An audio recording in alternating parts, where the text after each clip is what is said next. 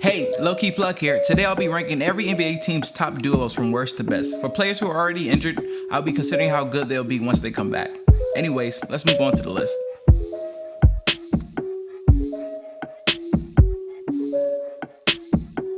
Dead last at number 30, we have the Charlotte Hornets with Terry Rozier and Nicholas Batum. Although I believe Terry Rozier has a chance to become a most improved player candidate, I don't think this duo is close to being better than any other duo on this list. The number 29 spot belongs to Colin Sexton and Kevin Love of the Cleveland Cavaliers.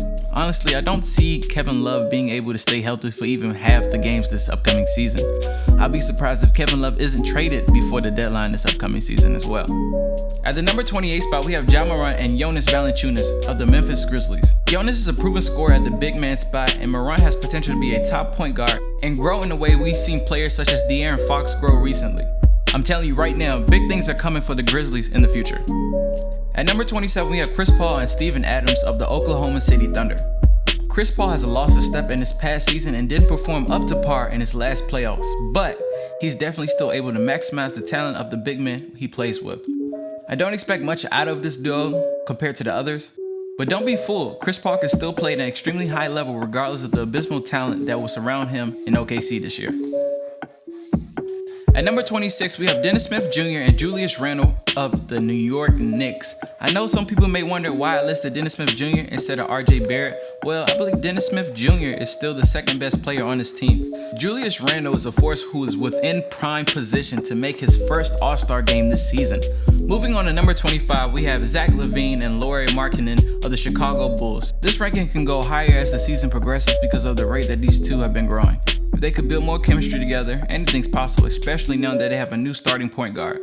At number 24, we have Trae Young and John Collins of the Atlanta Hawks. I believe Atlanta's team as a whole will be way better than the Hawks have been in years.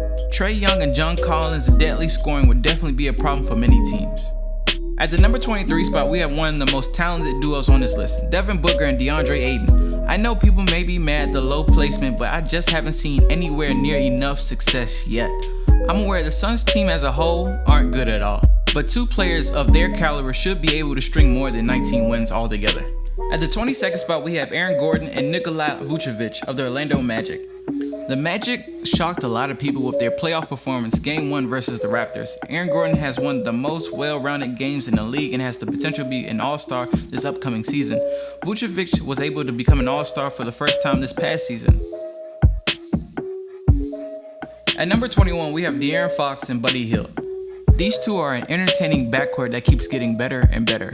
They have the potential to become a top 5 backcourt in the next couple of years, so be on the lookout for them to make some noise this season. But don't be fooled, there's no chance the Kings make the playoffs this season, especially since the West has only gotten better. At number 20, we have Karl Anthony Towns and Andrew Wiggins. This duo will be higher if I have faith in Andrew Wiggins' improvement, but I just don't. Regardless, Karl Anthony Towns alone is enough reason to justify this duo being the 20th best in the league. At number 19, we have Jimmy Butler and Goran Dragic of the Miami Heat. We don't know how the chemistry between these two will look, but there will be a nice combination of scoring and defense between the two former All-Stars. At the number 18 spot, we have Jrue Holiday and Zion Williamson of the New Orleans Pelicans. Jrue Holiday is one of the most underrated players in the league, and now that all eyes are on the Pelicans because of Zion's arrival, people will see just how deadly this duo can be for the rest of the league. At number 17, we have Kemba Walker and Jason Tatum of the Celtics. After watching the FIBA tournament games, I wholeheartedly believe this Celtics team is going to be more of the same, maybe even worse than when Kyrie was there. So I don't want to hear any debate about this placement. At number 16, we have Pascal Siakam and Kyle Lowry of the Toronto Raptors. Kyle Lowry went off the whole finals and will no longer receive slander from me. Additionally, Siakam has a unique skill set that can literally fit in any type of system. Siakam is a do-it-all player which complements Kyle Lowry's pass-first playstyle. I know the Raptors won't be as good as last year, but they have plenty of opportunity to be one of the best teams in the East. At number 15, we have Andre Drummond and Blake Griffin. Stat-wise, Andre Drummond is a monster who averages 17.3 points per game and 15.6 rebounds per game. But, and I say but, when you actually watch him against certain teams, for example the 76ers, he underperforms. On the other hand, Blake Griffin is still a top 15 player in the league, matched up well against the league's reigning MVP Giannis this past playoff while injured. Just imagine what it's going to be like when Blake's fully healthy again. At number 14, we have Victor Oladipo and Malcolm Brogdon. In full honesty, I don't know how Victor's going to come back this season. His athleticism will take a hit after his most recent injury, but this duo should be able to lead the Pacers to a top 4 seed in the East. At the number 13 spot, we have Luka Doncic and Kristaps Porzingis. The talent this duo possesses is definitely higher than its ranking, but Kristaps Porzingis is the X factor. With his frame and history, I find it hard to believe that he'll be healthy for a full season. If he can stay healthy, the Mavs have a chance at making the playoffs due to his incredible shooting and slashing along with Luka's all-around game. At the number 12 spot, we have a more mature duo, DeMar DeRozan and LaMarcus Aldridge of the San Antonio Spurs. We should be looking for an explosion from DeMar DeRozan this season after seeing the Raptors win a championship without him. LaMarcus Aldridge is still one of the best power forwards in the game, and this duo will lead the Spurs to the playoffs along with some other key contributors. The number 11 spot belongs to John Wall and Bradley Beal. This duo may seem like a hot take to casuals, but if John Wall will return to 80% of the player he was pre-injury, this duo should be even higher. Bradley Beal has been getting better and better in John Wall's absence. Just imagine how good the two would be together once Wall returns from his injury. Now that we have that out the way, it's time for the top 10 duos in the NBA.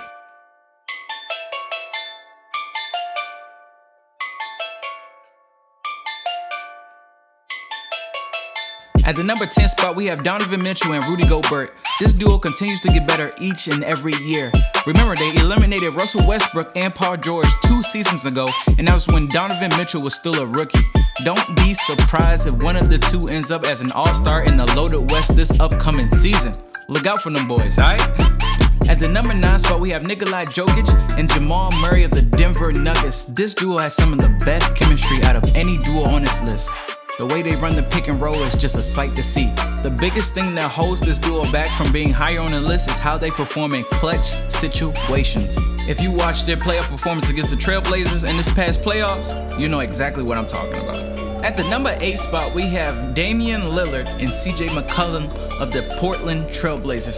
This duo went on one of the best playoff runs of last season up until the conference finals versus the Warriors. Dame and CJ shooting along with their handles make it hard for most of their opponents to match up with them. With that being said, I don't believe the duo can get any better than what they already are, but they're already great, so that says enough, right?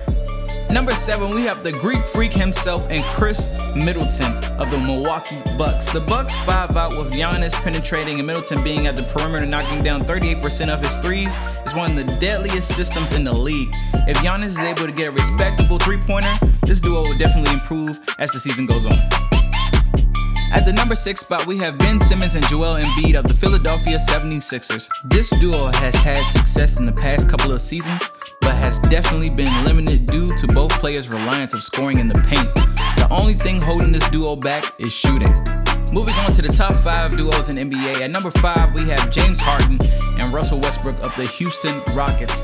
Based on their talent alone, this is a top 3 duo in the league, but I don't believe their play styles complement each other at the moment. I see a lot of talk about Westbrook playing off the ball, but if anything, it should be James Harden playing off the ball. Harden's so versatile on offense that he can be considered a one-man team. That alone is reason enough for this duo to be ranked at number 5. At the number 4 spot, we have Kevin Durant and Kyrie Irving of the Brooklyn Nets. When Kevin Durant comes back, this duo will be deadly. Kevin Durant, in my opinion, is the second best offensive player in the league behind Harden. Yeah, you heard that right.